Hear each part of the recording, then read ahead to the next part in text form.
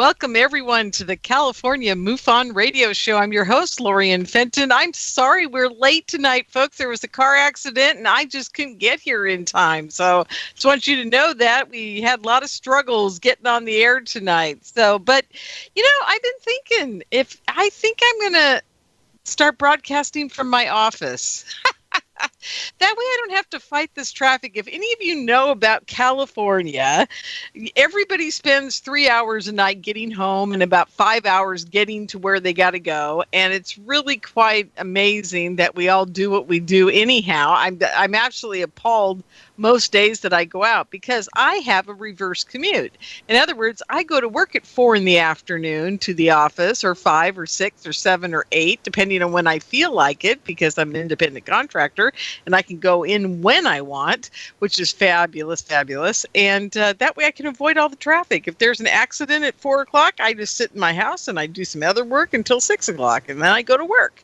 But the problem is on Wednesdays, because of the radio show, I have to go to work about 12, 1 or 2 and then get in the car at 7:15, because if I get in any earlier, I can't get here because it's a parking lot from my office all the way 10 miles north to my house. Literal parking lot, you guys. I could leave at 4:30, I could leave at 5, but I wouldn't get home until 7:30 if I did anyhow, because it wouldn't matter because it's a parking lot. So I just sit and I wait and I wait and I wait and I wait till the last second I can leave, which is 7:15. It gets me home at 7:45.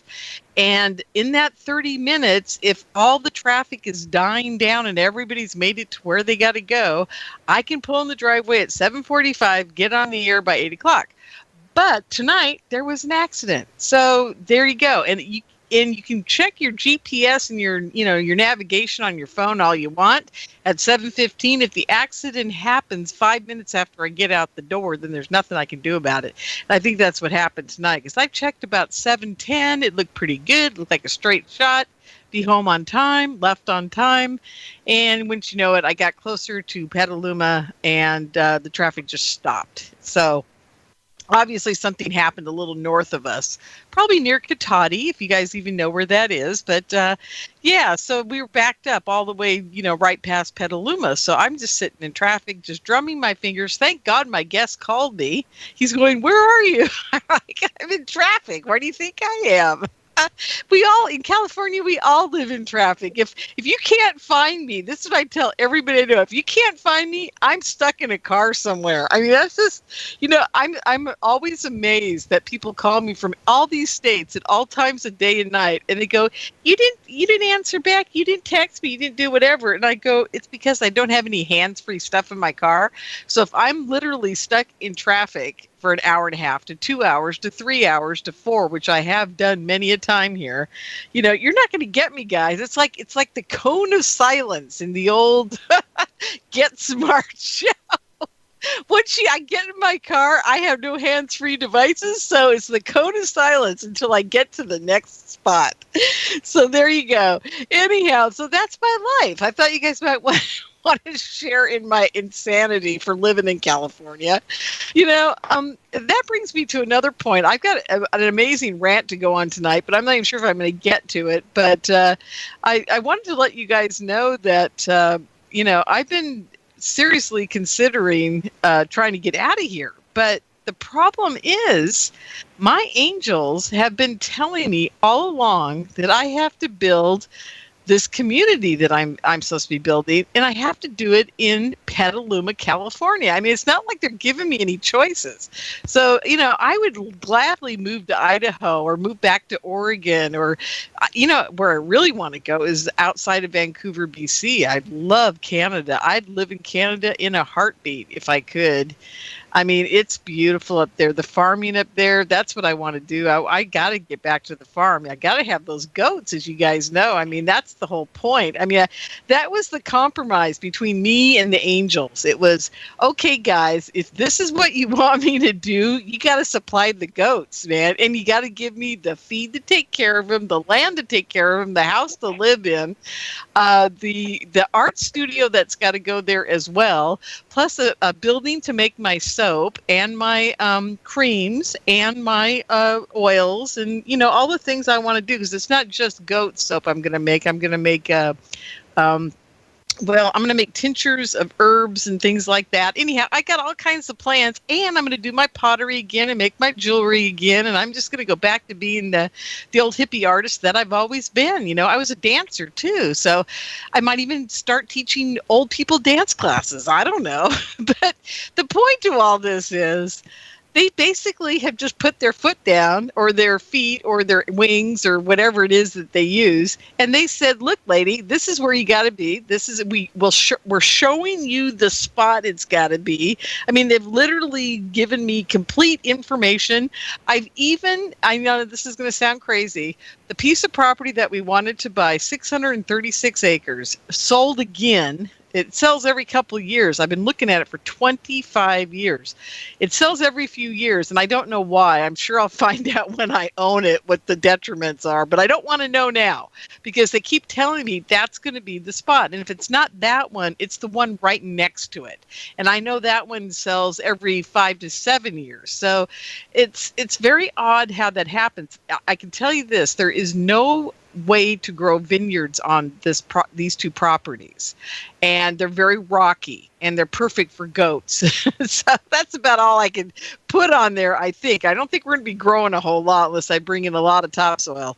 But anyhow, let's see, there's a note coming in. I better read it. Sorry guys, I'm doing the just got to okay, I got you, MJ. That sounds fine. Yeah, we'll do that. Since we're starting late tonight, folks, we're not going to take a break at the bottom of the hour. So I think that's a wonderful idea.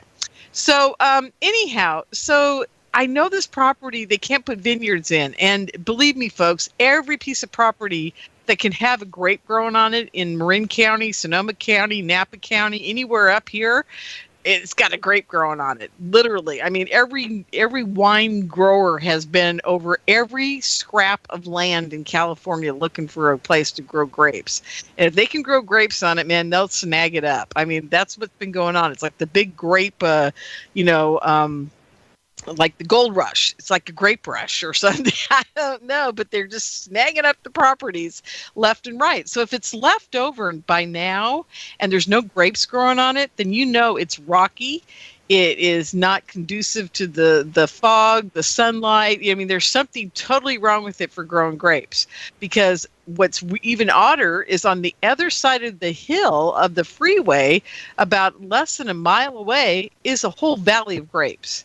But obviously, this part of the area is just not good for it. So, which is wonderful for me, because, we're looking at cow pastures. We're looking at, you can't grow things on it because it's obviously not good for growing. I don't see anybody doing agriculture out there. So this is actually perfect for what I want to do. So, yeah. So that's the scoop. They keep telling me it'll be for sale again. And, I got to get my ducks in a row, because the time I saw it go up for sale again, it went for $4 million, and it was about 6 months ago it got sold, and it was for sale for about a year before it got sold. So, next time it goes for sale, it'll be $5 million. Every year, every time it goes up, it sells for another $1 million more. But hey, I'm going to have a billionaire somewhere that's going to say to me, "Hey, Lorien, I think it's a great idea what you're doing. I'm going to fund this, and we'll, and we'll make it happen." I know it's already going to happen. I just don't know who this billionaire is, where he's going to come from, if he's going to love my idea of what I'm going to be doing. And it's pretty wild. And I'm going to tell you guys about it quickly in a nutshell. There's going to be a healing center on the property. There is going to be 10 homes of 10 acres each that are going to be model homes for a new type of energy to run the place. We're going to be completely off-grid. We're going to have trout. We're going to have a cafe. We're going to have trout. We're going to have trout, goats, We're going to have, I think there's something else that somebody else wants to have, like llamas or camels or something. I don't remember. But there's a group of us that are all older people that have been in the consciousness community that are going to actually be living this. And it's going to be a senior place. You have to be over 55 to get in and buy into it. And we're going to be running it through the Mennonite Church, which is wonderful. And it's going to be a very interesting place. I got to tell you, it's going to be fascinating. We're going to have a conference center on there. There'll be a TV studio and a radio station there. There will be, like I said, a cafe, an art gallery, healing centers, a library. I mean, it goes on and on. I mean, and what's really wonderful about it is I've had already so much interest that people are already drawing concepts. We're already having the buildings that we're going to build on there picked out and priced out. And we even had a guy do a topo map of the area and where the different buildings could lay and be and, live. But it just depends on the soil and how we're going to get water in there. I think water is going to be our biggest obstacle. So we're trying to work on that too. We're trying to come up with a new way to get water out of the air and make that work. And we're going to try a new septic system that works very differently than your old-fashioned septic tanks. So, what we're going to do is very extraordinary. It's going to be very different. It's going to be very experimental. I'm not sure it's all going to work. We may stink after a month or two. Who knows? Maybe the septic thing won't work out so good. I don't know, but we're going to give it a try. Anyhow, so that's my dream. And if you guys know any billionaires out there who have nothing to do with their money, most of them are sending stuff out into space right now. See, that's the cool thing. I really love that. But, I think we should all try to figure out how to live down here without having to use the fossil fuels and all that other stuff that's going on. Anyhow, okay, that's enough of that little rant tonight. Next on the agenda was MUFON Symposium's coming up, and I hope you guys are going to it. Now, if you're not going to make it to MUFON Symposium, I really highly recommend that you go to mufonsymposium.com and purchase the live stream, okay? Because I'm telling you, folks, everybody listen to me. I want you to hear me very clearly.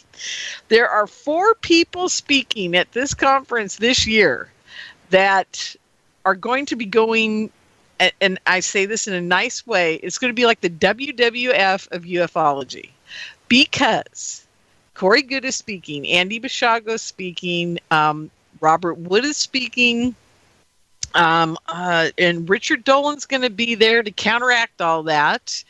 And there's going to be a couple other people there. And it's going to be very interesting to see how they all deal with the whole Corey Good situation. And on top of it all, even Andy Bishago is going after Corey Good. So I got to tell you, this will be the WWF of at least this year. So I do hope you guys make it to the live stream, because I tell you, something is going to break at this conference this year. I know it is. I've had a feeling about it since they announced who's speaking. I thought, oh my God, this is going to be so interesting.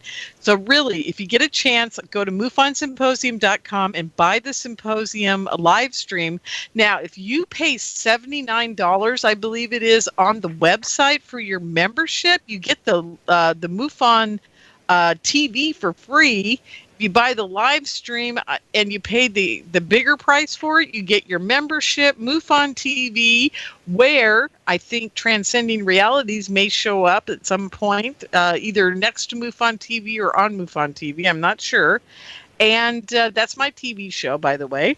And also the MUFON Symposium, you'll get that in the package too. So, I mean, for like $80, you're getting like 3 different things. So it isn't like you're spending, $80 just for the symposium. You will get a ton of stuff for just doing it the first time. You'll get your subscription, you'll get TV shows, and you'll get the live stream of the conference. So it's well worth the $80 or $79 or whatever it is right now. I haven't looked at it for a while, but I think it was $79. So you guys do that. If you do nothing else, if you can't get to the symposium, here's my big suggestion. Take 3 or 4 of your friends. all get together, pull in $80. One of you gets this membership, of course. Maybe that person wants to put in more. And then, have 2 or 3 of your friends come on over and watch the symposium with you. I mean, that's what it's all about. Just, you guys have got to watch this thing. It's going to be quite amazing. Okay. So, okay, that's where I'm leaving it with you. Just remember, I told you this year, this symposium, these presentations and the people that are going to be on this panel together during the day, it's going to blow your mind. It's going to be the end all and be all. And I got to say, there might be Lorien in the crowd hitting the microphone because you know how it is. I'm not allowed to speak too much at these events. Gee, I wonder why. Anyhow, I might be hitting the microphone and saying a few things to a few people on that panel. So it might be very interesting. Okay, so if you want to see a little controversy flare it up, really do that. Okay, so we'll leave it at that. So yeah, get to MUFON Symposium in person if you can. That's MUFONsymposium.com. If you can't, you got to buy the live stream and get there for that, because it's going to be classic. It's going to be one of those ones that we all go home and go, oh my God, I'm so glad I was at this one. Okay. All right. Now, I've got an amazing guest tonight, and he was introduced to me by a good friend of mine named Greg, who is a friend of Roger Stone's, who I have known for, quite a few years now. And Greg has been wonderful to me. We've had a great relationship. We just have a lot of fun together, and he's such an amazing guy. And he said to me last week, or about 2 weeks ago now, maybe, I met this guy.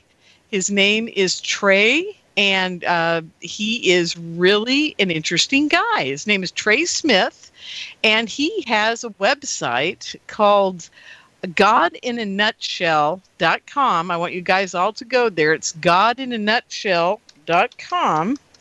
And I'm going to go to Inception Radio. You guys, when I screech in the driveway at high speed volume and run in the door and sit in the chair, I forget to go to the website and get in the chat room. So I'm going to do that right. And I want you guys to do godinanutshell.com. And we're going to be talking about angels, the Nephilim, giants, the end of times, maybe. I don't know what we're all going to talk about tonight, because I've got to get over to the website too. Is we're going to talk about everything that we can find on that website. But before we get to the website, Trey, are you with me? Yeah, I'm on with you, Lorien. It's an honor. Wonderful. Yeah, it's great. I'm glad you're here. So here's the deal. I try my best not to meet the people I'm going to have on my radio show until the radio show, because I like to meet people live on air and talk to you just like I would if you were at my house having a cup of coffee with me, and let everybody else hear what we're yakking about. So here's the thing. I don't read bios. I never do. I hate them. I think bios are very, they are what they are. They're fine. They do their job for a book or, whatever, for TV appearance, or, if people want to know about you. But I've got you here. You're live. I've never met you before. How did you get to where you're at now? And can you give us what you consider as your biographical background about how you got to build God in a Nutshell and how this all happened for you? Oh, Lorien, I'm kind of like a kite in a hurricane out here. That's a very. I tell you what, some very good people spoke very highly of you and your show, and I just, it's an honor to. We cleared some stuff out so I could to do this tonight. Greg called up. He said.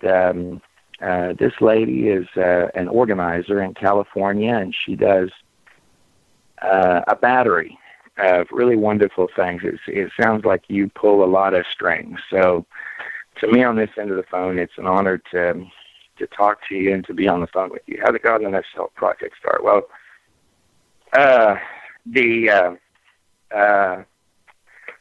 years before there was a God in a Nutshell project, I had written a book called Thieves. And this is a book that I ended up pulling it off of the market. It was a self-published book. So there were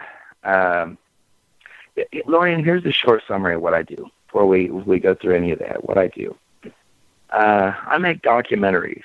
So when the Lord moves on my heart to do something, and a lot of times I won't put up any, beforehand advertising for things. Sometimes we do. I used to in the past. I know how it is being late. For example, when we put up Noah, I was months and months and months late. And so there would be, thousands of messages from people saying, where is Noah? And saying, you're a liar, it hasn't come out, which is one of the reasons we don't do, oftentimes I don't do dates on stuff anymore, or try to be real careful when I do.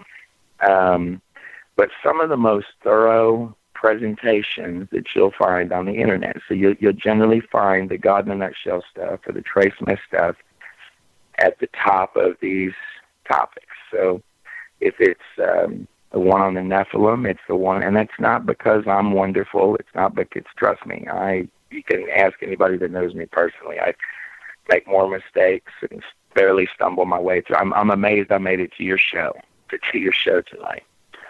But I do make it. And I put a lot of my heart in these things. I found that the property that you mentioned a few minutes ago kind of interesting as well. That if you have time at the end of the conversation, we can talk about that. There's a lot of rich symbolism in what you said there. From my view, I'm somebody that kind of looks at that kind of stuff. But I will tell you this, that this last project that we've been working on, so you mentioned Roger Stone a little bit ago, and some of these men, we're just down there for a week, maybe 2 weeks. I went down there.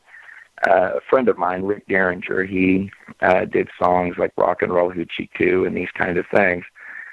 He was doing a tour, and he says, would you want to come down? I'm going to come through Austin and San Antonio.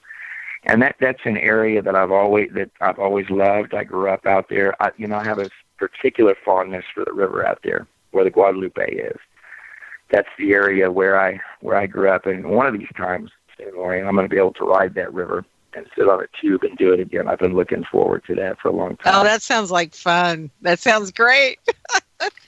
But we went through, and I had never met this man Greg before. This was he was a wonderful guy. So I went with Rick. I followed him. We went. So he did a show in San. These shows were incredible, by the way. But he did a show in San Antonio. He did one in Austin. He did one down in Dallas, and that's where Greg was. And when we came back, it was Greg that wanted that invited me to go over there to the Alex Jones show, and that, from my view, that was an honor because this was the first time that I had met those folks, and just really enjoyed that, Lorien. But yeah, go ahead. Yeah, I just wanted to cut in and say, Greg is truly, when Greg says he's doing something, he does it. He's one of my favorite people to work with because he always comes through. He's an amazing dude. That's all I gotta say. If I didn't have Greg in my life, I wouldn't have anybody that text at 4:00 in the morning and say, "Hey, this whole thing's blowing up. You got any advice?" I just love him. You can sense that. You can sense that. What's funny is that you can begin to sense this in people where you have really got people where you're surrounded by people. In fact, that's what I pray for in my life on a day. And the Lord is good enough. And in fact, Rick said this. I was working on some clips tonight, and one of the gals had said, well, Rick is saying there aren't coincidences a lot, and he's right about that. And so when we were in Israel, Rick and I went to Israel a few months back, and So we went out to a lot of the sites that that people don't even believe are real. For example, we drove into Jericho. So, and it's going to tell you on all the tourist maps that you should, that you definitely did not want to drive into Jericho. And we filmed all of this. So we had a man there, Lance, who's he did the iceberg out here for the Titanic, and he did the whales that are up there in the Smithsonian and these kind of things. He went with us, and he Trey, I got to interrupt you for 1 second, because I don't know anything about your production experience or how you met Rick Derringer and all these guys. Were you in the film industry or anything? And then we'll get back to Jericho here in just a minute. But I just need to know a little background, because it sounds like you're making documentaries, you're doing a lot of things, you're already out there kind of in the production industry. And it sounds like you're doing a lot of it in with a religious background to it, and maybe not. I haven't checked out all your videos yet here. It says free energy is free energy real on the website, which really intrigued me. So it sounds like you're kind of into a lot of different things. Is that true? Yeah. Okay. So the free energy, well, we can get to that in a minute, but do you have like a television studio background? I mean, how did you meet all these people just quickly? I mean, did you, I just sort of stumble my way through this life, and unusual things happen. I end up on radio shows with Lorien. Well, now let me tell you something. Funny, that's not too far-fetched, because that's exactly what happened to me. People go, how did you meet all these people? And I go, I haven't the foggiest idea. It was laid out for me. I would meet one, I'd meet the next, I'd meet the next. I go, how did this all happen? If you told me 5 or 6 years ago, 2011 is when everything changed for me. I had a weekend that was, I call my weekend from hell, that actually was my weekend where I met my angels, and everything changed, and my entire life completely changed. Took a 360 like you wouldn't believe, or 180 or whatever they call it, and here I sit. So now, back in the day, I'm listening to Art Bell, thinking, these people are wonderful, and the next thing I know, they're all my friends. And this is like 10 years later, and I'm going, what happened? I didn't even expect this. I didn't even ask for it. I didn't want it. It wasn't like this is where I was headed. Trust me. So I know exactly what you mean. Did you have a moment, a time, an incident, an accident, a sickness, or did you have something that just one day you woke up and you went, oh, I guess I'm heading in the other direction because God or somebody just spoke to me and said, you're moving on, now it's time to go to work. Basically, that's what they told me. They said, guess what? It's time to get to work now. We've given you a break for 53 years. Guess what? It's over. Now your work begins. So did that happen to you? No. The harder I worked, the luckier I got. Now that's interesting. No, it is. It's, Lorien, pretty much. So yes, I make documentaries, Lorien. I do documentaries, and I came out of the drug world, Lorien. Pretty intense version of it.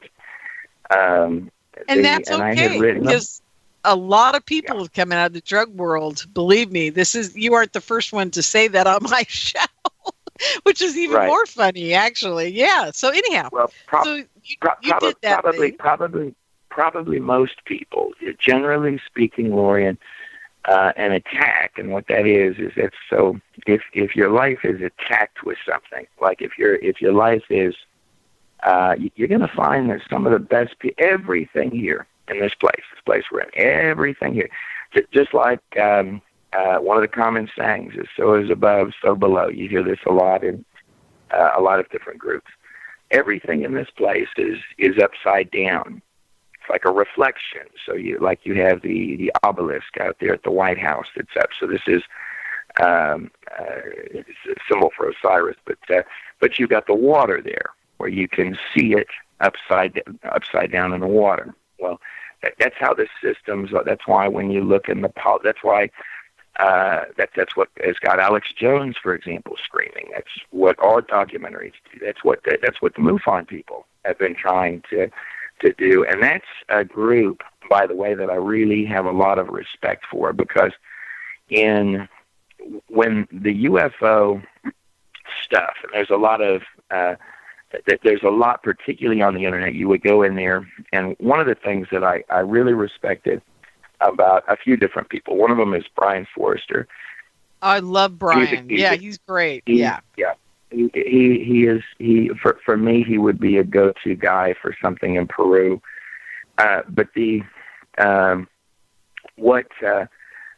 what MUFON did really well, and I was thrilled when I was told this lady has been an organizer for this group. They were good with the science of the stuff, and this is something that the universities, which was a large complaint in some of the early God in the Nutshell videos, was about the universities. You got a lot of degrees that are nearly absolutely worthless because of the fact that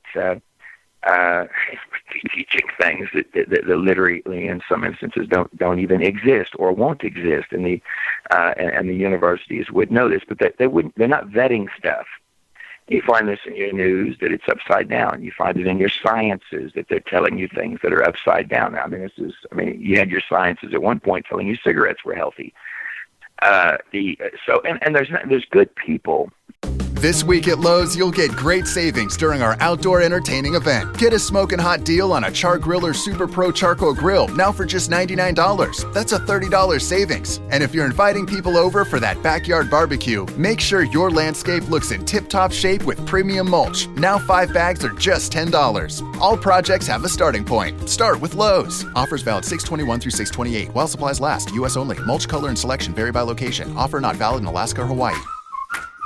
In all of these different segments, in your politics, in your sciences, and these things. But MUFON was one of the organizations that would really vet stuff from a scientific perspective, and they would send people out. And you're dealing with things that are in a lot of ways intangible anyway, but they were doing the best they could. And I always respected the organization of MUFON. I really... To me, that's always something that shines out, is because it's not even taught.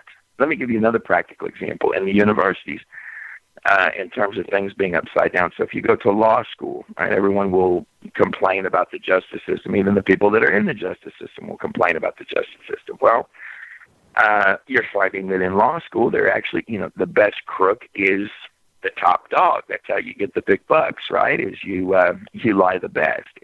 This is openly taught, and so it's really it's a mindset that turns everything upside down, and the most wicked people end up on top of our systems. Actually, they've competed in their wickedness to get there, and there are exceptions to that.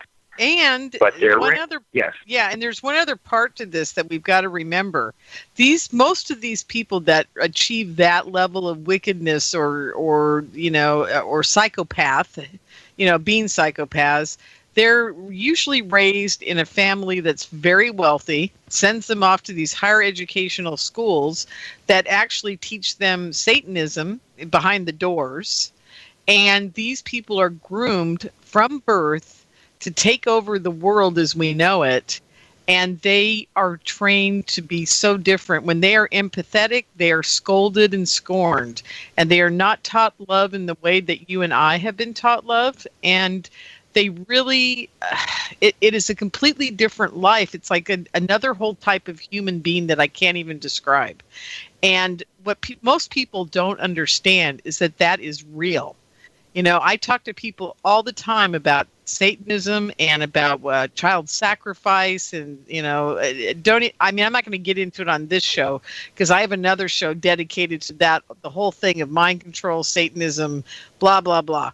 But the bottom line here is these people are not trained like you or I. They are lavished upon. They are taught that empathy is bad. They are taught to have sex with anybody that they can, that love doesn't matter in that sense, that is a impediment to their growth and their success. And, it's completely different than most normal human beings. And anyhow, that's just my take on it, having met these people that I consider very evil. And I really do believe that, Trey. And that's my opinion and what I've learned over the last 5 years. So I think that's what you're trying to say, right? Yeah, it's there, and then but it also brings us full circle to that drug world thing, because exactly what you find on the bottom, and why maybe a second ago, a lot of the people that come on, a lot of the people in the world, because you're going to find that the people at the bottom are pulling most all, if not all, of the weight. And most of them, in both a physical sense as well as in a spiritual sense, are being attacked in so many ways. They're just everything but the kitchen sink is being thrown at their life, and that's how I was. That's how most people. That's how most of the world is. So you've got the people that are absolutely worthless and are wicked as can be on the very top, and you've got the people that can pull weight and are really good people, and they just want to get out of their situation, and they don't know how. That are the most oppressed, that are the most preyed upon. The nicer you are, the more the jaws are going to sink into your back, and that's really so when someone says Luciferianism, or they're teaching the Luciferianism, or the this group or that guy, I don't know that they necessarily have to start rich. So, but I'm sure some of them do. Maybe a lot of them do. You probably are more of an expert in that than me. But it runs the gamut. It runs the gamut from people who are just middle class all the way to poverty-stricken people and the very wealthy as well. But I can tell you this: the people at the very bottom of the food chain in that whole group of people, I don't call them people anymore. In that whole group, they usually are doing the bidding of the people that are very wealthy within the community, and they're taken care of to a point. So there's never really anybody that is really poverty stricken. If you're following their game and their rules and being the devil within that they want you to be, you're usually never wanting for rent or food or what have you. So at least I've been discovering that lately too, which is very interesting. They're running the world, so they're I mean, these guys got money to burn, literally. Well, so anyhow, so we kind of went off the path of driving into Jericho, didn't we? So but you go off the path, but driving into Jericho is let's go there. And so let's go there. I'm curious about that now. I got a very good idea of what you're all about now, and I think that you did that very well too, because you make documentaries, you've met these people, they've been placed in your path, and that's kind of it, and that you did tell us you were involved in the drug world, and that's that it is what it is, and if you still were, and you were still the good person you are, I couldn't judge you for that. You know what I mean? It's literally I take people when they get on this show, their true selves come out. I don't know how that happens, but it always does. It's kind of like the confessional here. And you know what? Well, my people that listen to my show are absolutely in love with you. You know why? Because you're telling the truth. And that's the most important thing in the world right now, is that when people get on these radio shows, that they absolutely tell the truth and there's nothing hidden anymore. And that's how I ended up on radio. It's because they said to me, it's time. It's time for everybody to tell their truth. And I love that my guests all do that. So thank you for that, Trey. Thank you for, being you and telling us about you. I really appreciate it. So, in driving into, so this is one of the oldest, they actually call it the oldest city of the world. Now, we also went to Sodom and Gomorrah. We went to, you know what, let's pause on Jericho for a second, because we went into Sodom and Gomorrah. And so, and this is outside of, it's just outside of Masada. You have to know where it is. So now in my case, I know some of the people that played a role in discovering it. So we were able to go in there, and we had, and the Lord really delivered us up guides. And we've actually got all of this on film. So we drove in there. We spent a number of days in Sodom and Gomorrah. We flew drones over it. We did a lot of things nobody had ever done before, and that was part of the objective. It wasn't just driving into Jericho. When you read in the Bible that the part of the wall where Rahab was still standing, I stood on it. Oh, I crawled wow. inside of Rahab's place. Well, yeah, we took cameras down in there. Rick was standing. Yeah, we went down in there.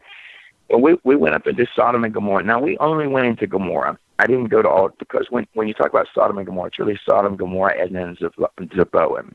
And there's 5 cities of the plain. Zoar is where Lot ran to. But you're in the area. When you're there, this next documentary set, what it's going to be called. So the first one, tentatively, is going to be called Holy Land. A journey into Israel unlike anything on earth, or something like this. And oftentimes I'll have a title in mind. This happens to me quite a lot. And that I'll have a title in mind, and then this will change at the last minute. It did with the Trump video. Actually, it happens real frequently. And the other one will be Real American Rock Star, and that one will be that one will be that one is one that's taking you into the rock.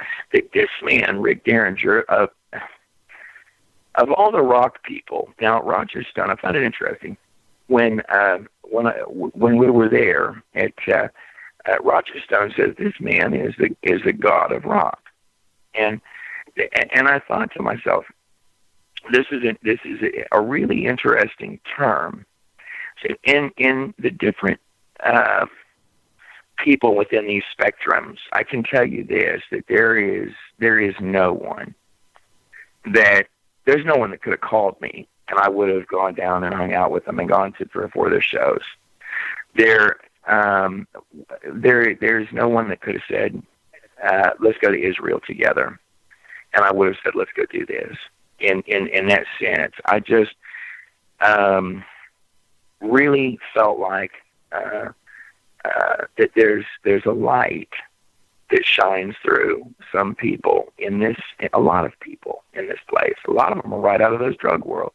But you'll find one of the things that I would find in the drug worlds, which takes us back to biblical times, is a lot of degrading of people. This person's a prostitute. This person's well, if you look at Jesus, one of the things in fact, Rahab, that portion of the wall that I stood on, Rahab, God goes out of his way to tell you, oh, by the way, she's a prostitute.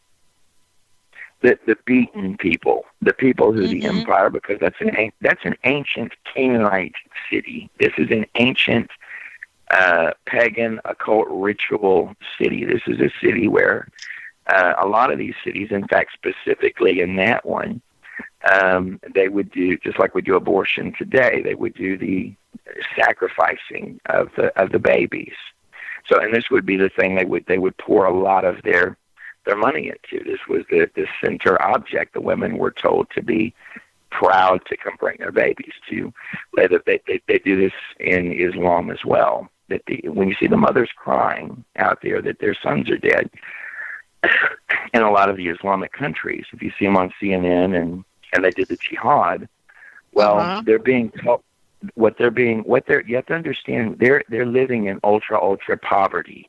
Okay, those people that are out there. Right. So you have somebody on top that is ultra wealthy, and this is just their model of government, just like what they would like the model of government here to be, where you have somebody in charge, and everybody else is real ultra poor. So those little boys out there who have seen, some of the little American magazines, they're being told that they're going to get, you'll hear number 72 virgins or however many it is. These are perpetual virgins.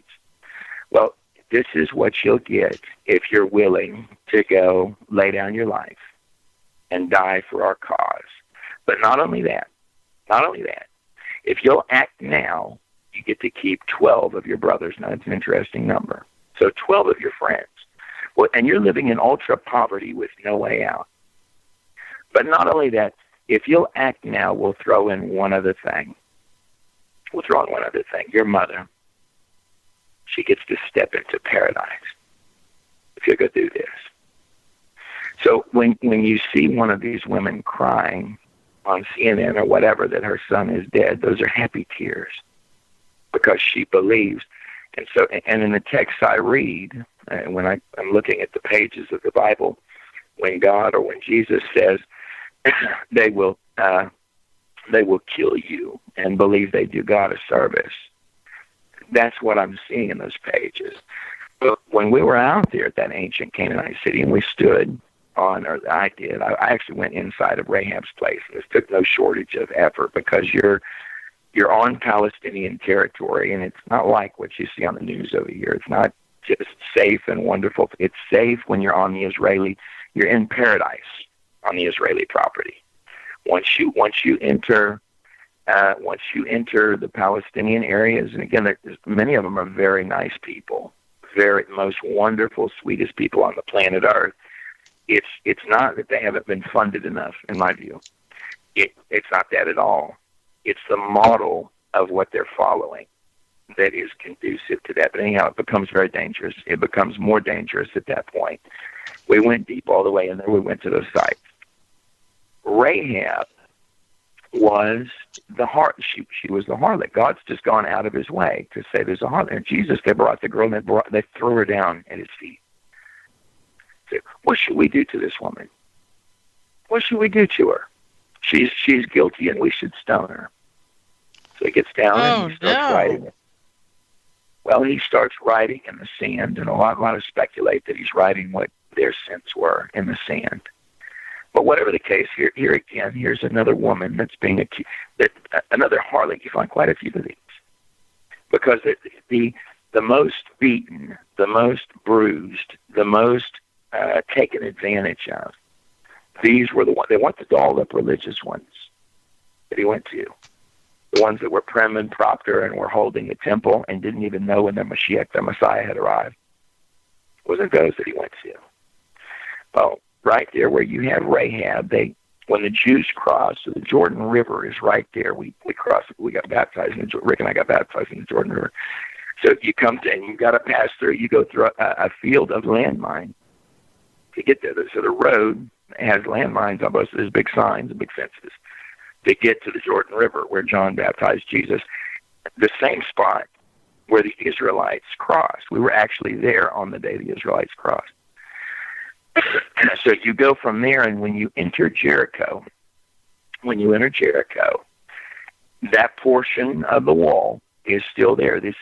And these walls, there's 3 segments of wall going down.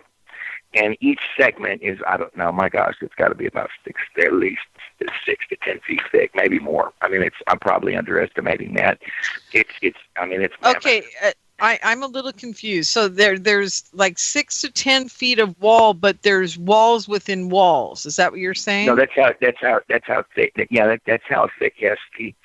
So the walls of Jericho, you would have 3 sets of them.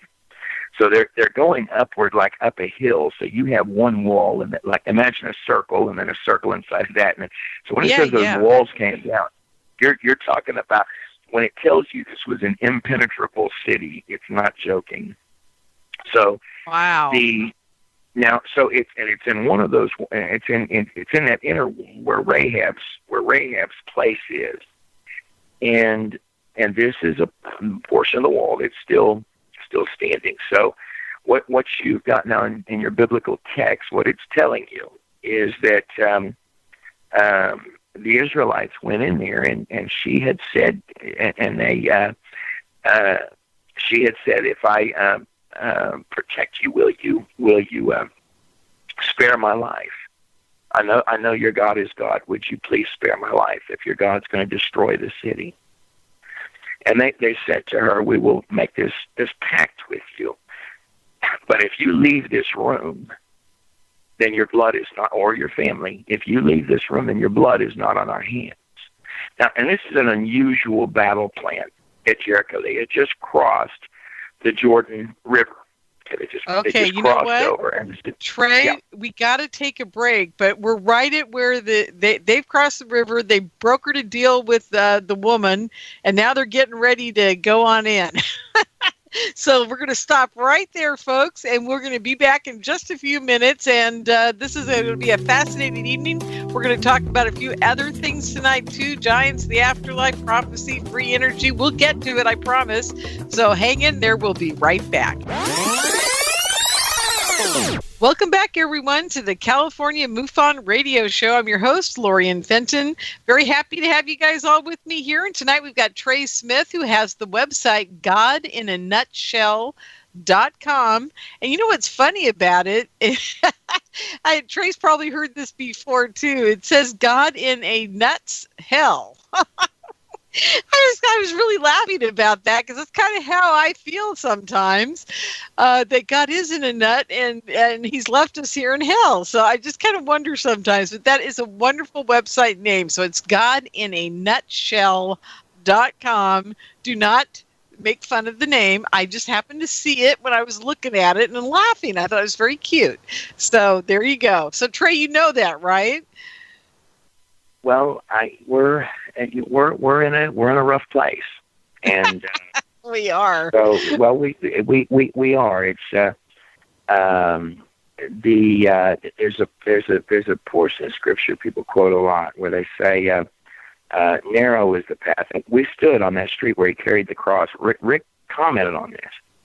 Let's get back to Jericho. We'll do Jericho. Well, hold on, Lorien, hold on. Oh, sure, okay. So we're on that path. Narrow is the path, but actually in that path where the cross is, so you have all these windy roads in the old city. You have all the merchants everywhere. They're coming at you this way, and they're very Jewish. I tell you what, they will argue with you over a silk scarf. They will tell you a high pressure sale there. But amidst all these windy roads, the road that goes from the temple in that old city, the road that goes from that temple all the way to where that crucifixion, the skull of Golgotha, is on the edge of the city, which looks like a castle. The city of David looks like a castle. It's straight and it's narrow, and you walk straight through it from one side to the other. And you got all those balconies that go up.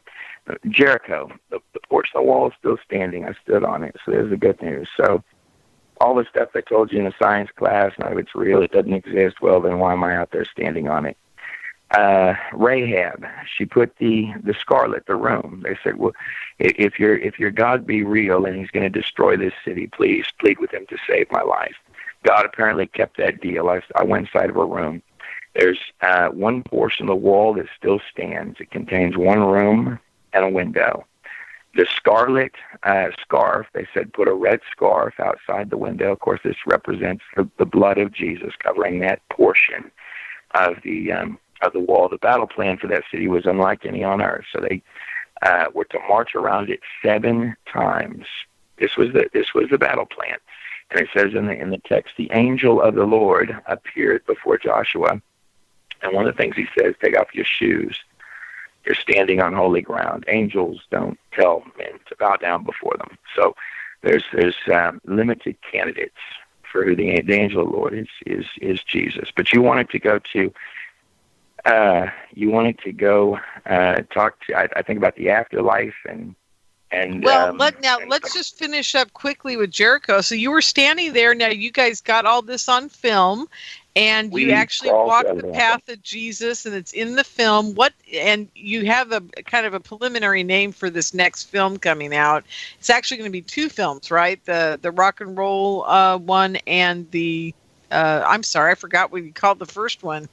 I forget sometimes too. They're I tell you what, whatever the titles are, they're going to be. They're just like anything that comes out of God in a nutshell. There's nothing like it, and so you're not. Yeah. You aren't going to find this anywhere else on earth. So these things sell themselves. But we took a tour. We took a tour of Israel. Sure, we went in Sodom and Gomorrah. We had there were two gay guys on a towel in Sodom on a pink beach. I kid you not. I'm not trying to pick her. but so we get up. This is you got to know where it is, man. Okay, why? Okay, I don't know why the gay guys on a towel came. Well, because I didn't know why. I didn't know why either. We're in the middle of Sodom. Okay, so Sodom and Gomorrah. So this is an ancient limestone. So Gomorrah is what we were in. Okay. This is an ancient limestone city that is burned to ash. Okay, and so you have sulfur balls that are all in the walls. So we videotaped a bunch of these. We went through. We excavated. So you've got these they're almost like grenades, is what they are. So they're encapsulated, and you have the sulfur inside these capsules, and they are embedded in the walls of the city. Now you have old footage of this back from like the 90s, but the stuff we've got is all in 4K. We spent a day out there. We had guys that knew exactly where it was and where all the sulfur was. The sulfur is everywhere. It is all ash. In fact, we found some of the dwellings. Now we didn't go in because it's because if that ash collapses, the weight of it is going to come down on you. But you've got the terraces in a beautiful, gorgeous, ancient city, but it's not on any tour map. You have to know where you're going to get to any of those 4 cities. We went to Gomorrah. We only did that one. But and we found, and as far as I know, Lance Smith is the only one that has he called Christ, he yelled out. But yeah, but there were these couple of guys, and there was, and they're out there, and they looked like a boy band from the 1980s. And I noticed immediately how clean they were. Like they don't have, they didn't have any white. We were covered in white ash. You get covered in a second because you got to crawl. You got to crawl. To get up on those terraces or any of it, you got to crawl up there. And here are these couple of dudes on like this pink thing. It was like a pink thing, man. They're on this thing, and they got this enormous hookah pipe. And that was another thing. I thought to myself, well, how did they get that hookah? This thing was like 6 feet tall. It's like a big sort of old-looking one, with the octopus arms and the smoking.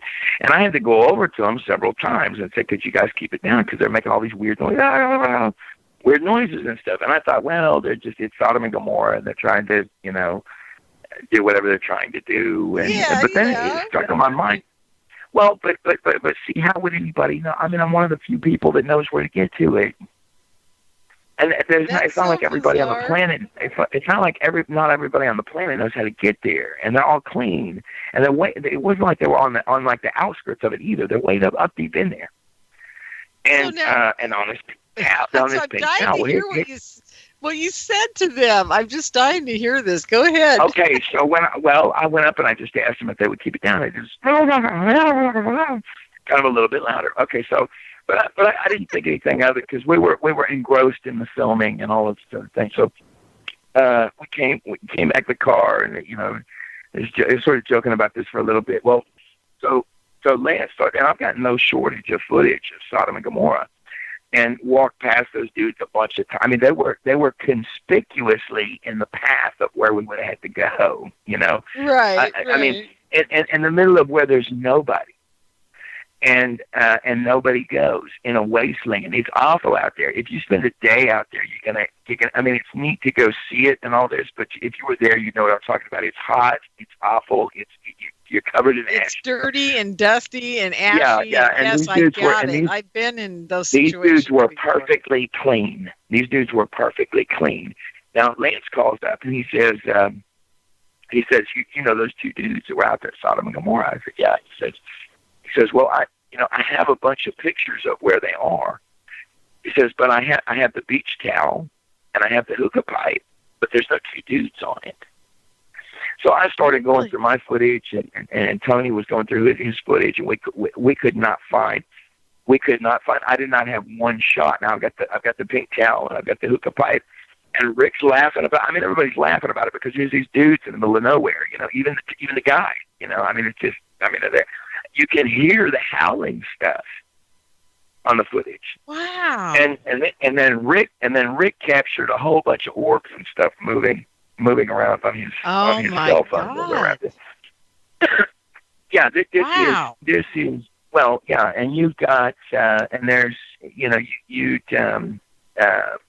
there's been a lot of testing on stuff that's out there too. So that particular ash, the only way you get that is by burning lime seeds.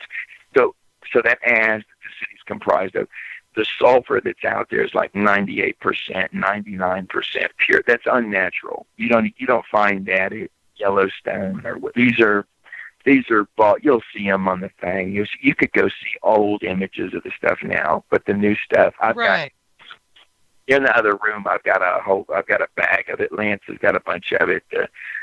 But these are like grenades that came down on that city, and they end at the edge of the city. And also, that's so insane. I know, because all these years I've been, you read about Sodom and Gomorrah, you think about, what the description of its destruction, and the only thing that comes to mind to me is that some heavenly UFO or alien or God or somebody was up there throwing this stuff down on these guys, and it definitely was, probably nuclear fallout of some sort. Have they done radiation tests? I thought they had, and they found that it was full of radiation as well.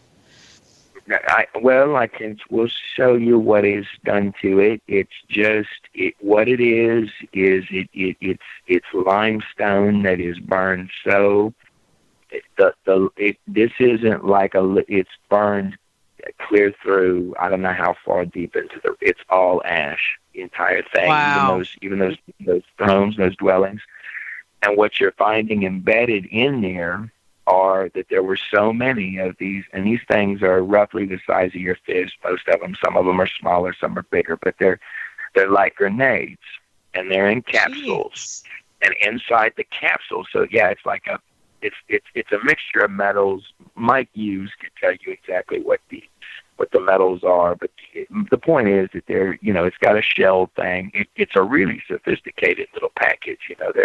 You've got this, and it's like a tight fist of pure salt. Lowe's has you covered for all those projects on your summer to-do list and will even help you save. Update your old flooring with stylish new ceramic tile starting at just 49 cents and give your home a whole new look inside and out with $10 to $40 off paint, exterior stains, and resurfacers via rebate. All projects have a starting point. Start with Lowe's. Paint offer valid 6/21 through 6/28. Exclusions apply. Tile offer valid 6/21 through 7/5. Price based per square foot or per piece based on market. While supplies last, U.S. only. I lit a bunch of it actually, and we would excavate them out of the side of the wall, and then I would light the sulfur on fire. Just the smell of it will have you choking. I did this to a few of them, but it will burn to this day. So many of these rain down in these focused spots that it not only burned that limestone, but was such overkill that you've got ones in there that lots of them. Millions of them. Wow. Billions wow. and millions and millions. They're everywhere. They're every few feet. They're embedded in the rock like missiles, and they're all coming from above. Jeez, that's just insane. But they don't tell you. And this isn't me just talking to you on the I'm not just blowing wind. I've got the I can't lie to you. I'll be in trouble tomorrow. I've got better than what I'm telling you. Trust me, I'm not giving you all the good. But no, I think this is a perfect spot to leave it because I'm telling you, now I know what your movie's all about and where you're going with it, and I'm so excited about that because I want to watch it now. So I'm pretty cool on this. So if you want to move on to another subject, we can. That's just one thing. Well, I think that's really cool. So basically the movie's going to be quite interesting, I got to say, because you just gave us a taste of it over the last half hour, and I'm enthralled already. So I can't wait till it comes out. You're not going to take it. You will not take a tour through Israel. There is nothing like this. But let's talk about something else. There's nothing like you like entities. You're in MUFON. You've got to do the entities probably. I'm sorry. The what? You don't have to. What the entity? Well, you mentioned entity. You take me where you want to go. The entities. Sure, let's talk about that for a bit. Okay, let's talk like 10 minutes or 15 minutes until we hit the break, because after the break, I do definitely want to get to the 5777. Find out what your definition is of that. So, and maybe touch upon the free energy. So that'd be great. But yeah, so let's start with the entities. Now, this is the movie that you made, a documentary about the world you can't see with your eyes, and it's called Entities. The world you can't see with your eyes. So, what inspired you to make this? You're talking about. You're throwing out big words there now. Okay, so. It's what the title says. It's you're gonna go there.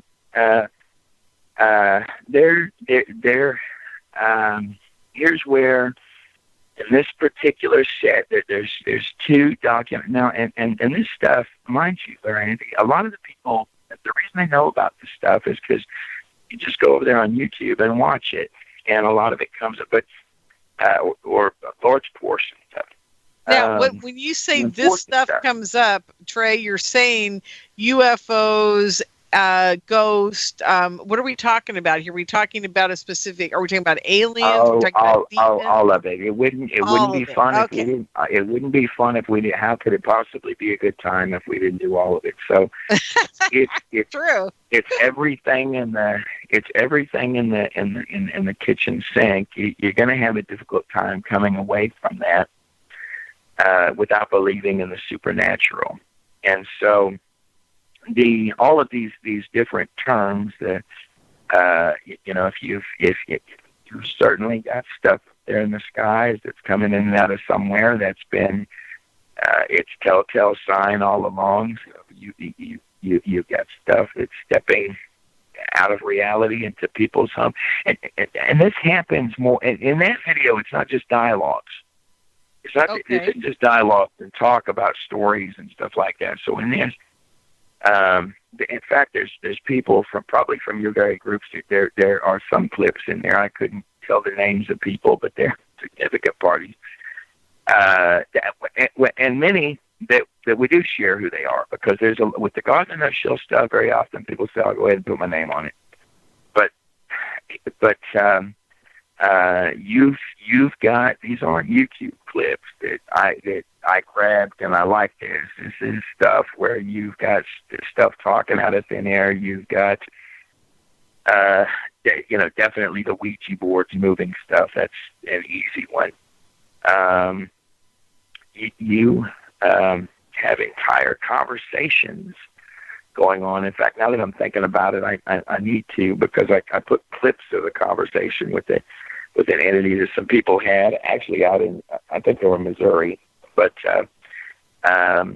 okay, now let's stop for just a second. Okay, so you're saying that this documentary has interviews with people who are having contact with extraterrestrial beings, supposedly, people who are seeing ghosts, probably, maybe, who knows, and people who are now actually having conversations with. What type of entity are they having conversations with? Do they know? All of it. All of it.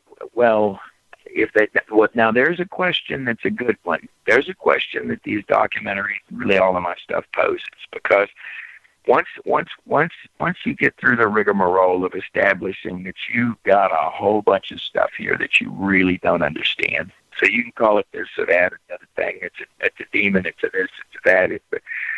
So your next battery, or this one was nice. This was the good one. This was the bad one. This is the. So once you get through this battery of establishing that, we've got a bunch of weird stuff going on here that we're really, none of us are talking about very much, or we're intimidated to talk about it.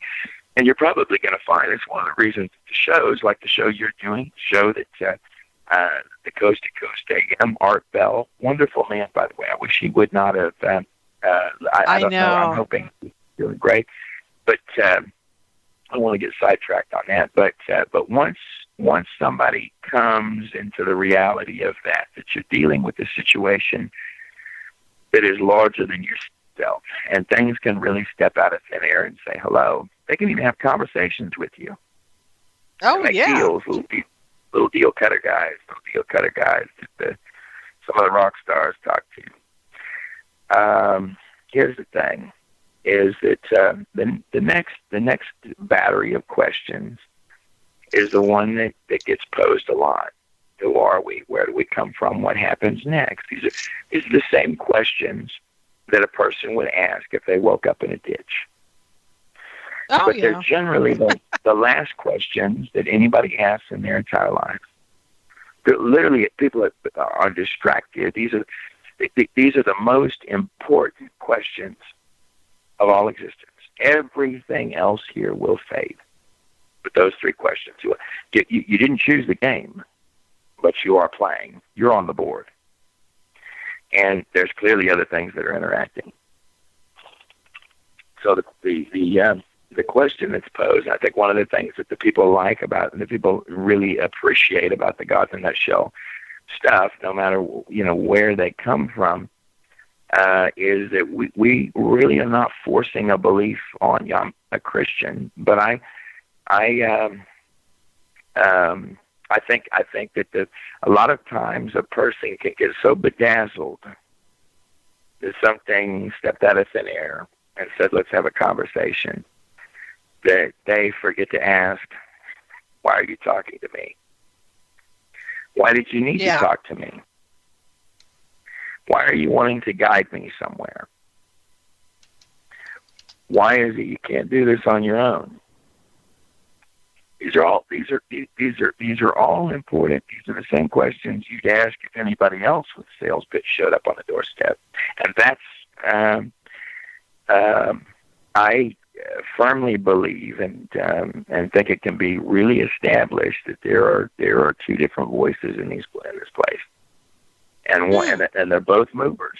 They're both movers and shakers on the chess pieces. So it could look like this. It could look like that. It could look like the other thing. It could be a thing in the sky. It could be a thing that steps in for good.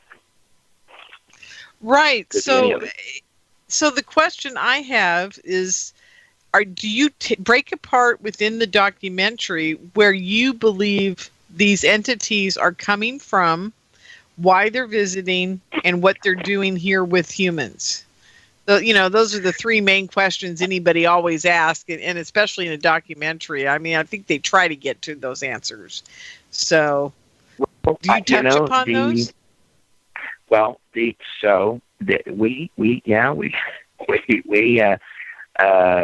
go full. Okay. So with that, what my belief is that we're living on a planet that came with a book. And we do a lot of fighting against that book. We run this way and that way and the other way. I did this.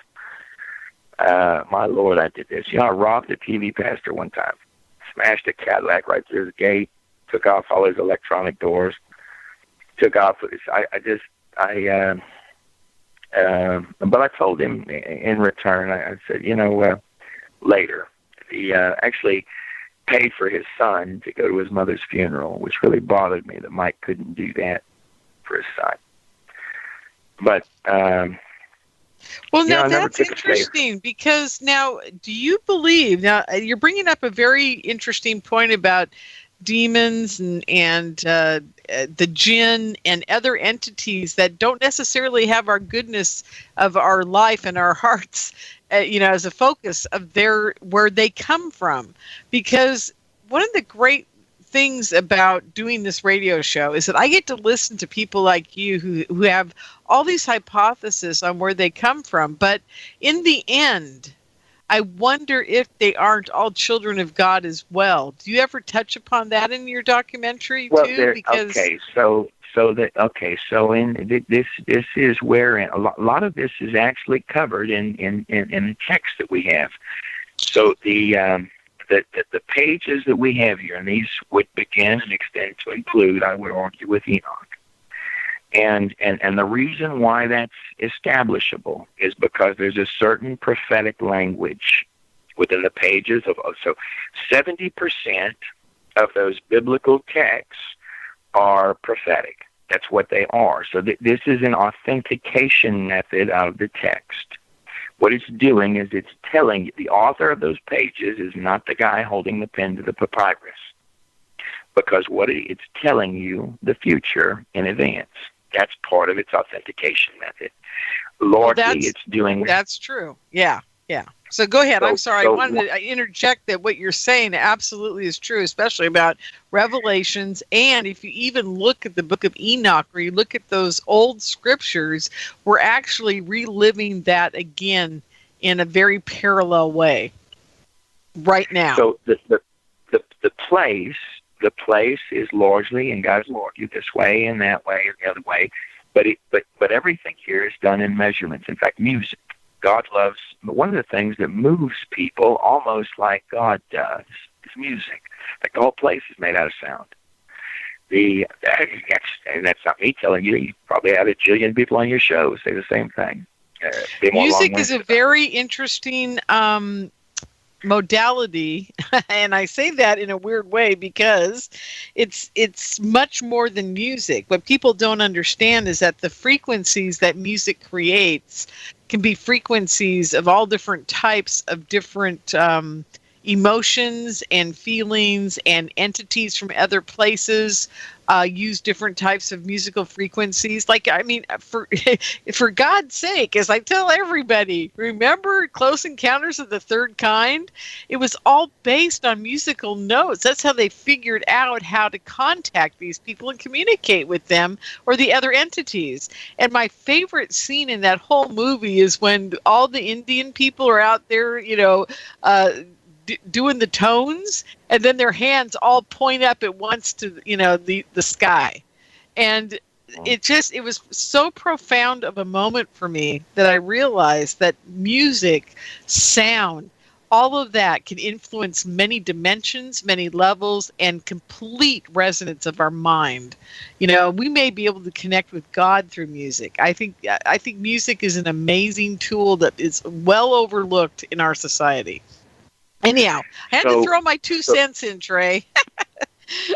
the music, and it was a wonderful 2 cents, because it's all in my view it's all correct here.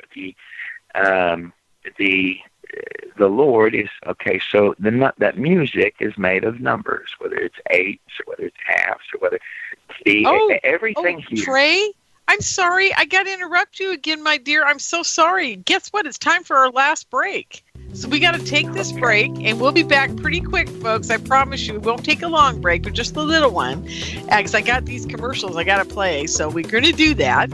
And we'll be back with Trey Smith. And as soon as we get back, we're going to his website. I'm going to talk to you guys about the website really quickly, and we'll get back to music. So stick around. We'll be right back, folks.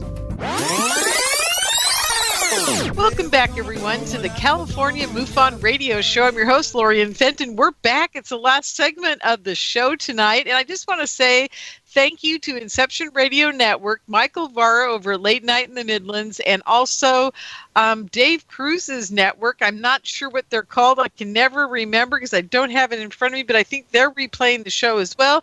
And also, Gene Chip Tatum has gotten a hold of me lately, and he said he wants to replay the show again. So I don't know how I'm going to do all this. I could always hire 500 people to help me, but I'm going to have to beg Joe Champion to be my guy.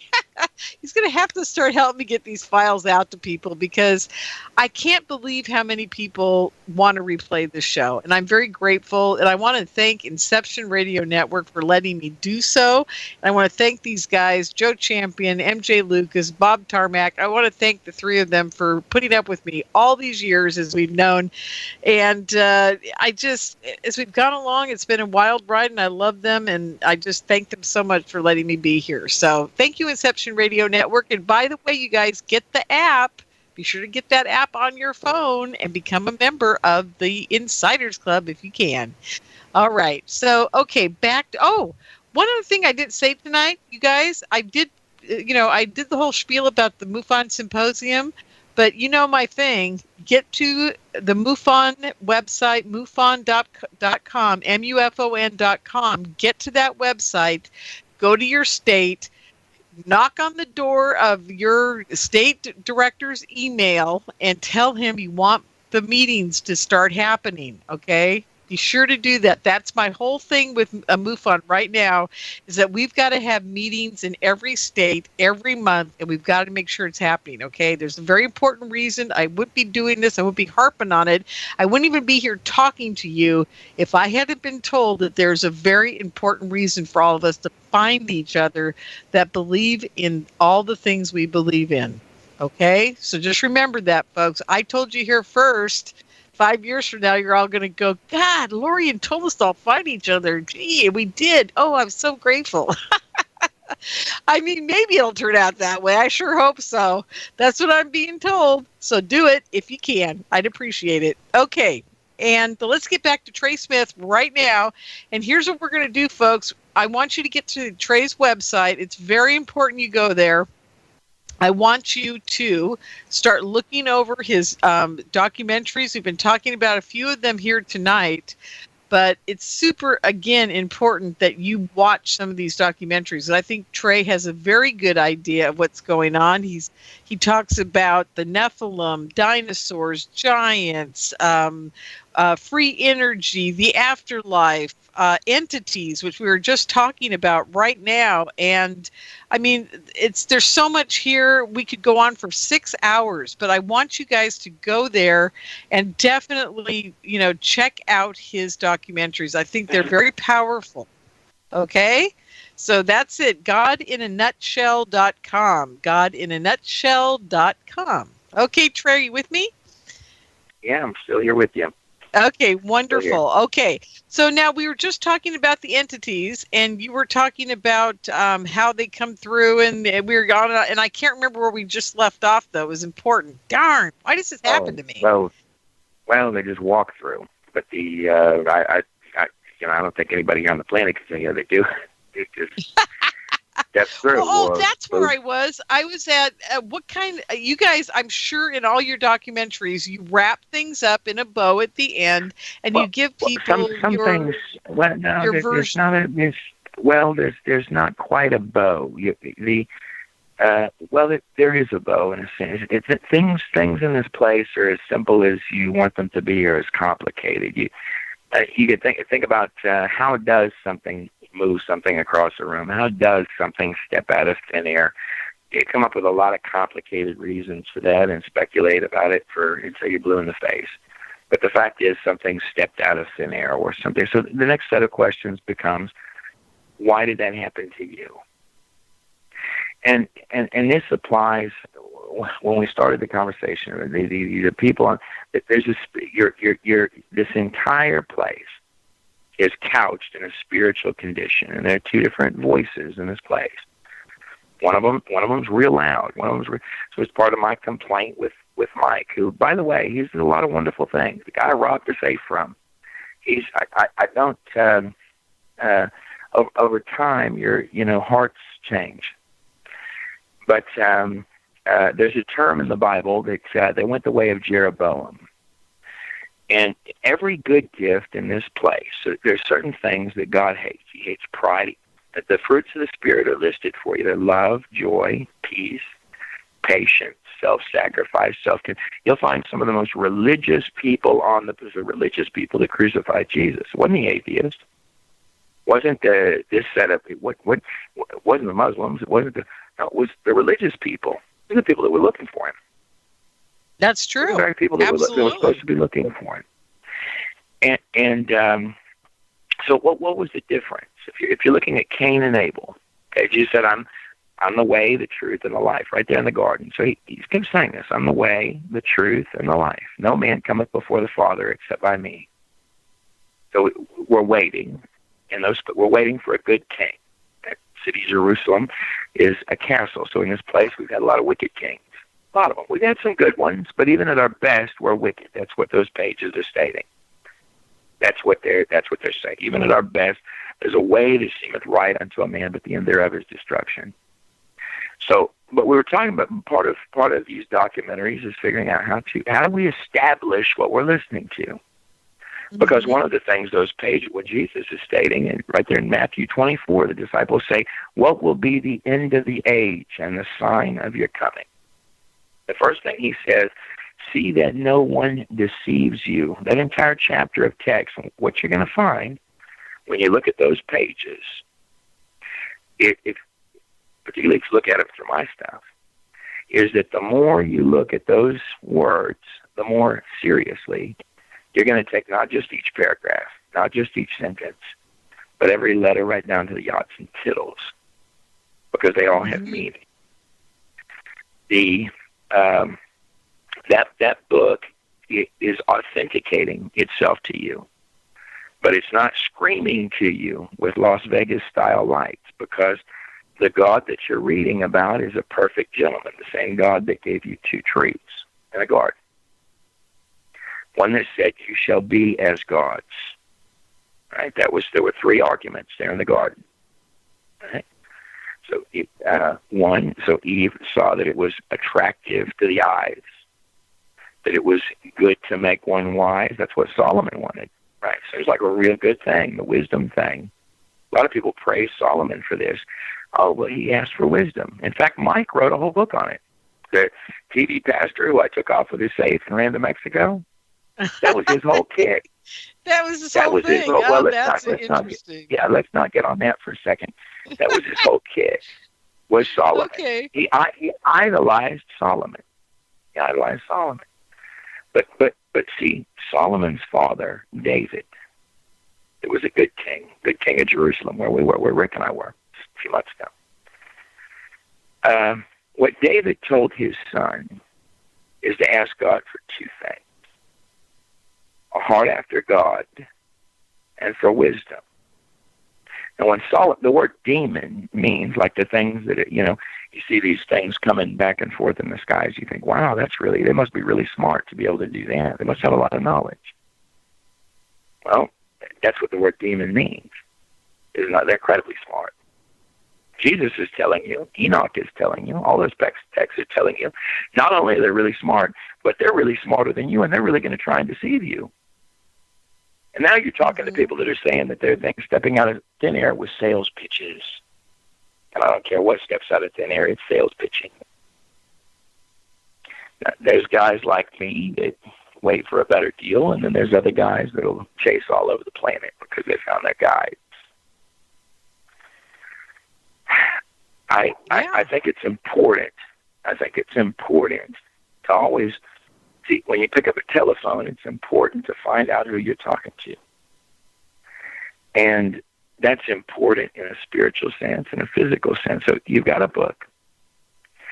And in that book, it's telling you the difference between the voice of God. It's redundantly doing this. What does the voice of God, the voice of the Creator, if you're in a place, if you're in somebody else's house, or if you're if you're playing in somebody else's game, it's important to find out what the rules are. Well, I've heard it said. Now, I've heard it said. We kind of have to stop now because we're going to go into the question part of the show tonight. But that's very interesting you bring that up. What you're talking about is the voice of God. And you're talking about music like we were talking about before the break. You're talking about sound. You're talking about frequency. Is that something that you're relating to in your documentaries? Well, anytime. So music, God, he's the author of music. And you can use music like you can any other thing. Talk to, I won't say any names, but I asked one guy, how did you spend $100,000 on lights? How'd you pick those lights? I don't know. It just came to my mind. Well, but they're all Kundalini colors. How did you just? He didn't even know he picked it. Isn't that funny? He didn't even know he had picked it. It's the serpent that comes down the spine. Mm-hmm. Now, so there in the garden, you've got a serpent that wanted to, and so there were 3 of these. Now, the numbers are important, just like the beats in a song.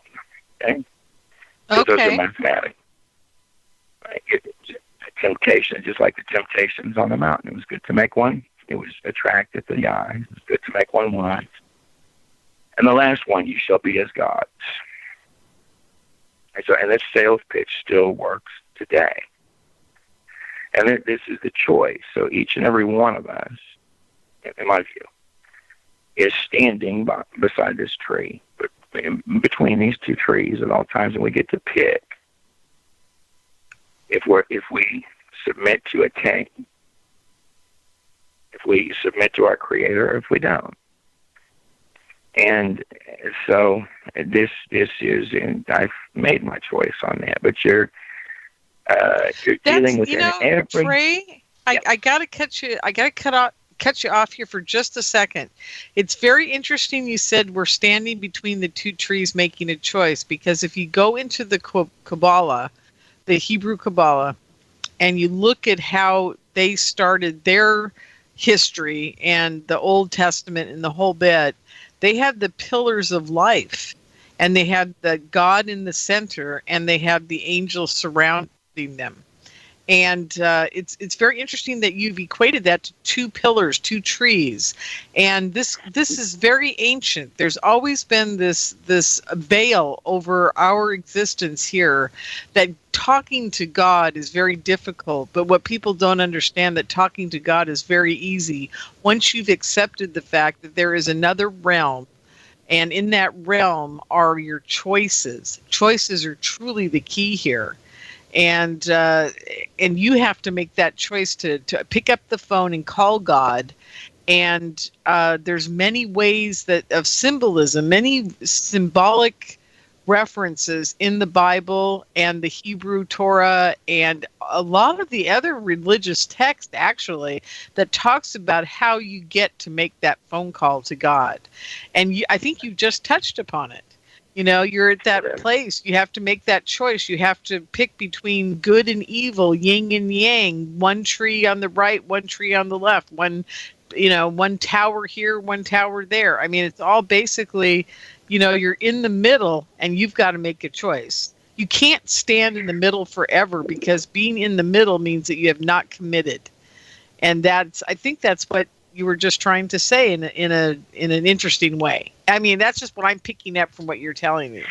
It's not a new way at all. It's what it is as simple as the night is day, and it's something that we all know on our hearts, all of us. So we'll run this way and that, and we'll chase the good alien over the bad alien and the other things, because all of these terms are really irrelevant. That's right. They're frivolous. Absolutely. They're frivolous, and we know it. Yeah, exactly. Because all of the aliens are evil. There's no good alien, and none of us here. Well, that's interesting. You said that too, because Stephen Greer has been a big proponent of MUFON, and he's been out on what I call the UFO community circuit for years now, and he is starting to say things like that as well. And a lot of people. If you've been thinking about updating your old appliances, now's the time. Because now at Lowe's, you'll find great deals, like up to 40% off select appliance special values. That's up to 40% off some of the best brand name appliances with all the bells and whistles to help bring your kitchen and laundry room up to date. All projects have a starting point. Start with Lowe's. Valid 6/21 through 7/12. U.S. only. Exclusions apply. See store for details. People that have been very involved with the alien agenda for a very long time are starting to say there are no good aliens. But I have one little part to add to that, and that is I don't believe them, and I'll tell you why. Because I am in touch with angels, and as far as I can tell, they're aliens too. I think we're missing the point here. So I think. So I think that they're a spectrum, just like we have here on planet Earth. There's either good ones or bad ones, and very few good ones, and probably only one species of good ones. And I would say aliens, are angels, and those are the good ones. And maybe there's another species out there of good ones. I don't know, but I just have this funny feeling that most of them are bad, And I just, I'm starting to wonder if the UFO community isn't waking up to this fact. I don't want to come on your show and drive on any of that. Here's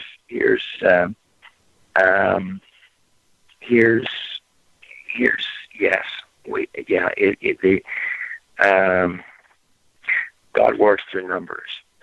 You've got an entire book titled Numbers. There's not one number in that Torah given to you by accident. I don't care if it's a weight on a board or a measurement of this or the date the boat landed, which would have been the 17th.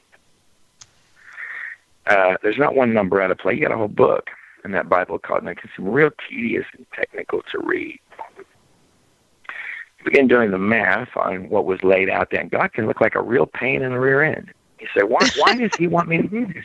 Because he states this redundantly in his text. There's a way that seems right. There's angels that'll seem good. In fact, they're saying it. They're coming out, and there are good angels. There are good angels. Okay. We got a few minutes, but there are. But the angels of God,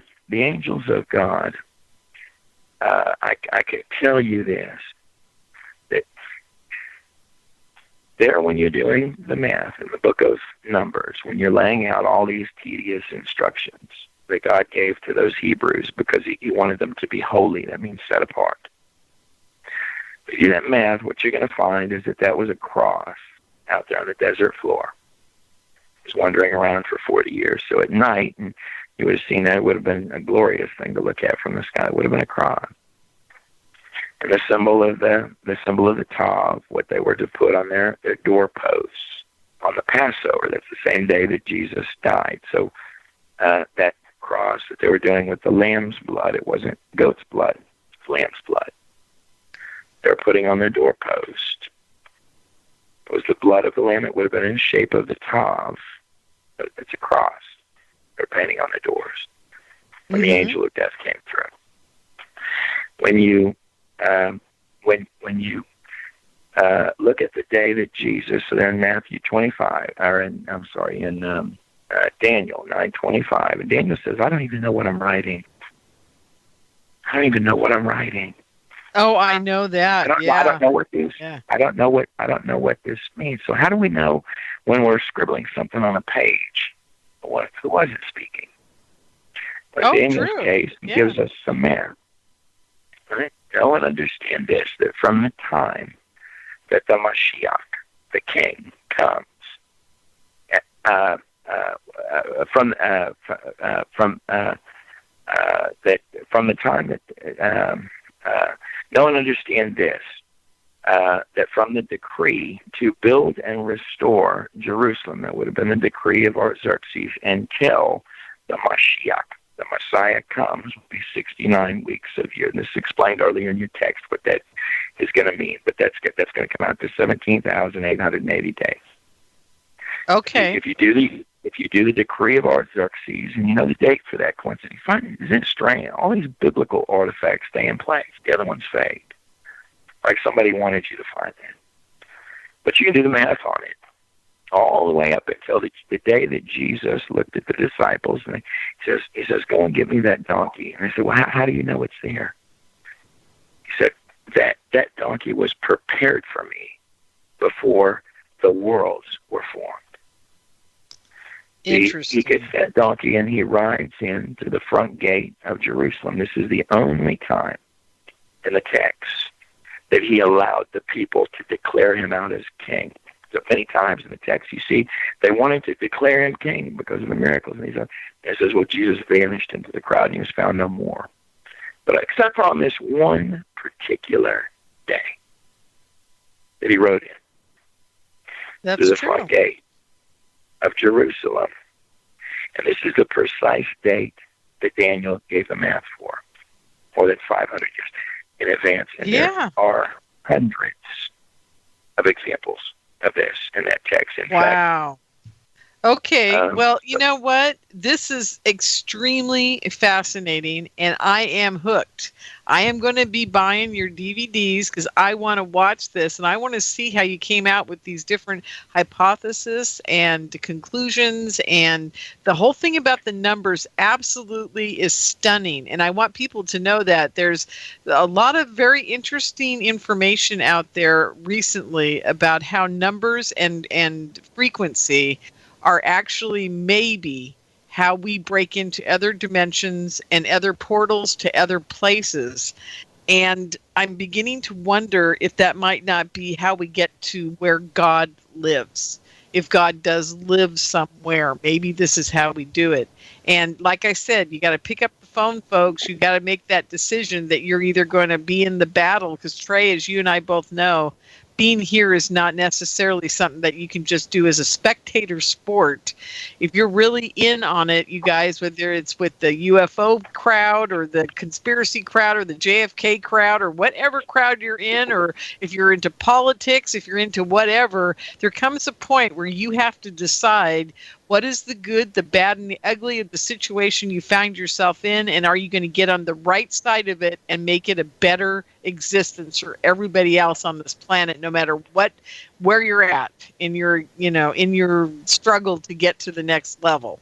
So, that's basically, I think, what Trey's trying to say to us tonight. I think that's what he's doing in his DVDs. I do hope you guys watch them. You have to go to godinanutshell.com, godinanutshell.com. Get a hold of these. I think they're wonderful. The little pieces I have seen of them, just fascinating, absolutely fascinating stuff. So we have about less than 2 minutes left in the show. I do want to ask one question of you from the chat room. They want to know, have you ever been threatened, coerced, or has anything happened to you while you were tracking down the information for your documentaries? I think it's a great question. No, not really. There's favor where I step, and there's protection on where these feet walk. And even in places where there are places where there are bullets, and we stepped into a few just a couple of months back. We're going to step into some more. These things don't shake me like they might shake other people, but on the other hand of it, they shouldn't shake any of us. This thing lasts a second. And this is a breath of wind. It's here, then it's gone. Yeah. And the only questions that will matter are those three. Who am I? Where did I come from? What happens next? And you better be right. Yeah. Because you're banking every egg on those. That's true. But I appreciate that question. I really appreciate your show, and I'm thankful we were able to do it. I love Greg. I'm very thankful. I am very thankful to the MUFON folks, because of things when UFOs were being studied, MUFON was always a source that did they did science. They checked out stories of people that did work on that. That organization is one of the most reputable, and that impressed me so thoroughly. When Greg said that you were involved with them, I'm very thrilled with that and what you're doing, and I will pray over your show and all the stuff you're doing. Well, thanks, Trey. I appreciate that. No, it's been wonderful, and we'll have you back again. And when the next documentary comes out, I do want to have you back on the show, and by that time, see, a few months from now, 4 or 5 months or 3 or whatever, when we have you back on, the audience will know who you are because you've been on here before, and I have a very dedicated listening audience, and they never forget anything. We'll go into more depth about each one of the documentaries and where it heads, and especially the free energy one. I think everybody loves free energy here, so it'll be really good. So thank you, Trey. I really appreciate it. We had a great time tonight. I hope everybody enjoyed themselves. We'll see you next week. Preston Dennett, I think, is my guest next week. Oh my God, where's my calendar? Well, if it's not next week, it's the week after, but he's coming up very shortly, and he is one of my other favorite people who's written about 45 books on UFOs and aliens and all kinds of things. And one of my favorite books that we're going to be talking about when he does show up is how people have been healed. So this is going to be a very interesting show when he shows up next. Okay, guys, have a great week. We'll see you next time here on the California MUFON Radio Show on Inception Radio Network. Good night.